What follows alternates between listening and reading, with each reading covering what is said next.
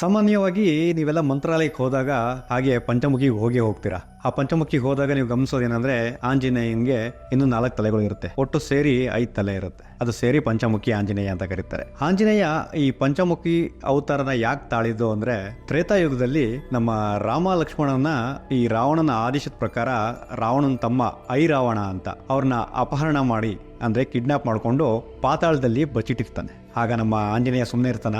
ಎಷ್ಟೇ ಆದ್ರೂ ರಾಮನ್ ಬಂಟ ಅಲ್ವಾ, ಹುಡ್ಕೊಂಡು ಹೋಗ್ತಾನೆ. ಹುಡ್ಕೊಂಡು ಹೋಗಿ ಪಾತಾಳಕ್ಕೆ ಹೋಗಿ ಐರಾವಣನ ಜೊತೆ ಚೆನ್ನಾಗಿ ಜಗಳ ಆಡ್ತಾನೆ, ಯುದ್ಧ ಮಾಡ್ತಾನೆ. ಆದ್ರೆ ಏನು ಅಂದ್ರೆ ಸೋಲ್ಸಕ್ಕಾಗುತ್ತೆ, ಆದ್ರೆ ಐರಾವಣನ ಸಾಯಿಸೋದಕ್ಕಾಗಲ್ಲ.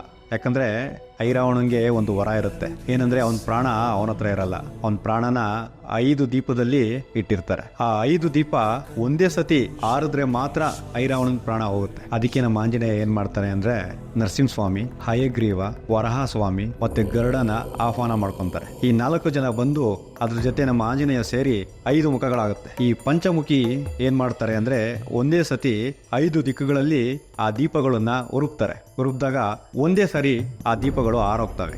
ಆಗ ಐರಾವಣನು ಸತ್ತು ಹೋಗ್ತಾನೆ. ಆಗ ನಮ್ಮ ಆಂಜನೇಯ ರಾಮ ಲಕ್ಷ್ಮಣನ ಕಾಪಾಡಿಕೊಂಡು ಬರ್ತಾರೆ. ಈಗ ಗೊತ್ತಾಯ್ತಲ್ಲ ನಮ್ಮ ಆಂಜನೇಯಗೆ ಯಾಕೆ ಪಂಚಮುಖಿಗಳು ಬಂತು ಅಂತ. ಅದರಿಂದನೇ ಪಂಚಮುಖಿ ಅಂತ ಪ್ರಸಿದ್ಧರಾಗ್ತಾರೆ. ನೀವು ಆಂಜನೇಯನ ಭಕ್ತರಾಗಿದ್ರೆ ಜೈ ಆಂಜನೇಯ ಅಂತ ಕಮೆಂಟ್ ಮಾಡಿ. ಇದೇ ತರ ಇಂಟ್ರೆಸ್ಟಿಂಗ್ ವಿಷಯಗಳಿಗಾಗಿ ನಮ್ಮ ಪೇಜ್ನ ಫಾಲೋ ಮಾಡಿ. ಶೈಲು ಡೈರೀಸ್. ನಮಸ್ಕಾರ.